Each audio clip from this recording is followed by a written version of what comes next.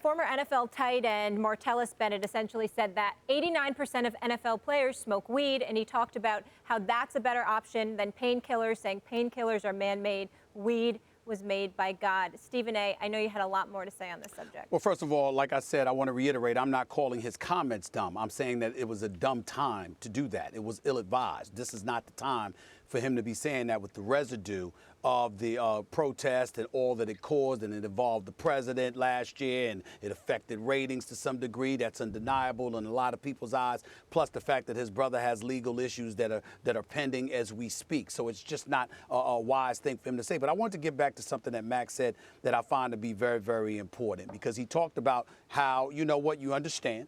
You understand, which I appreciate, Max. You understand that somebody like me is telling them to weigh the risk, weigh the odds, et cetera, et cetera. You got to take into consideration. There's a time and a place to do everything. Whereas you're more prone to just say, just speak the truth. Just say what it is that you got to say.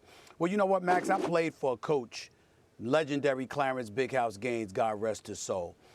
He was somebody, he's a legend and an iconic figure. The person that was a mentor to him was the great John McClendon, God rest his soul.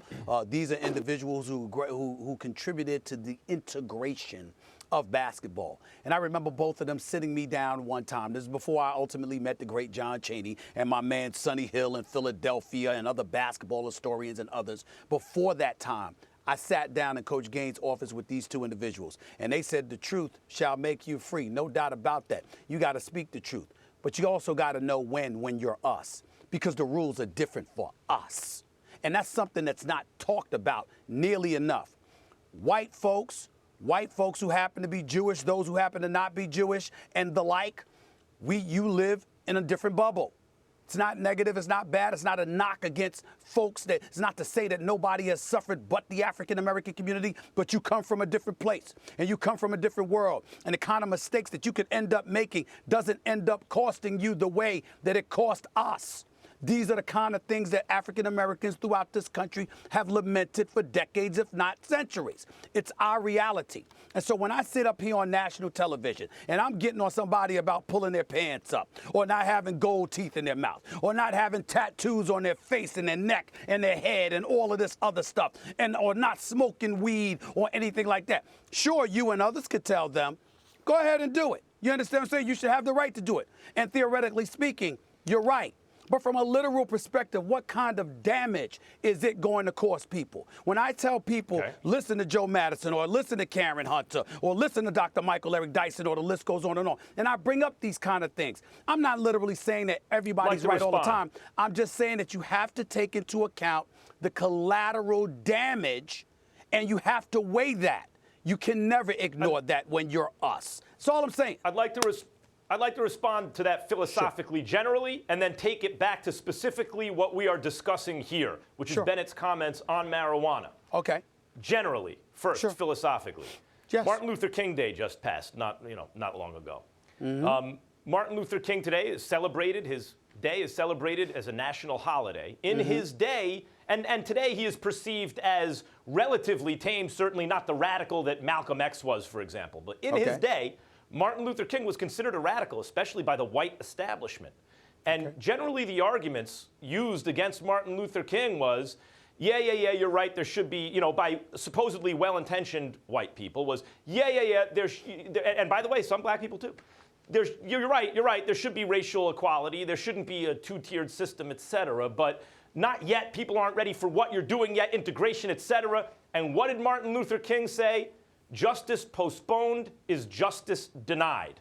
So, and that's Martin Luther King, who today is not considered a radical, but in his time was. That's generally. And now I want to talk about this issue of marijuana and the way Martellus Bennett brought it up and why there's urgency there and why justice should not be postponed, because then it is denied. There is a marijuana problem in this country. There is an epidemic. But it doesn't have to do with the drug itself. It has to do with the laws enforced against marijuana, which disproportionately affect African-American people, Stephen A., and contribute to mass incarceration. It's a Schedule I drug. It shouldn't be. That's based on lies and hypocrisy and nonsense. There's also an opioid epidemic. That's real. That's addictive. It causes enormous damage to society apart from its legal status because of it's actually a problem. And they are prescribed as painkillers. And hear what Martellus, I'm not even talking about the recreational use of marijuana, which if alcohol is the standard, obviously marijuana should be legal. It's less harmful than alcohol to the individual and certainly to society.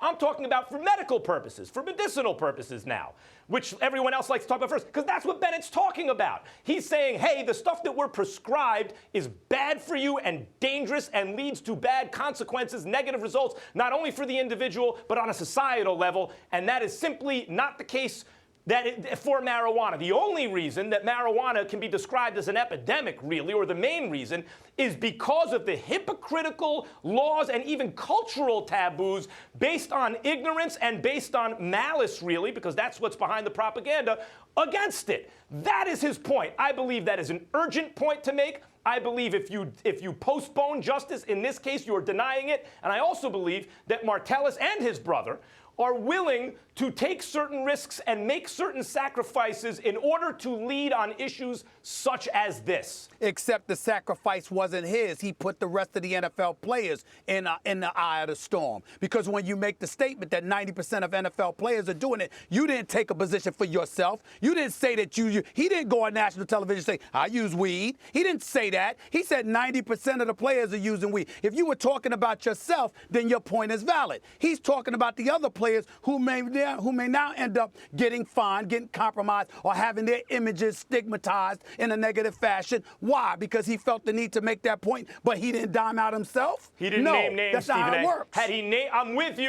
with you, had he named names. I don't think people take that 90% literally.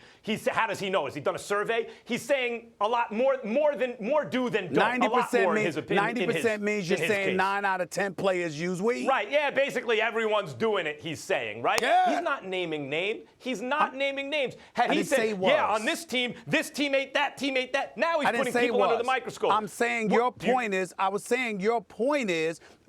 to me, if you're going to speak of yourself. Don't speak for 90% of the league. Because when you do that, when the medical director of the league comes their way, what are we going to say then?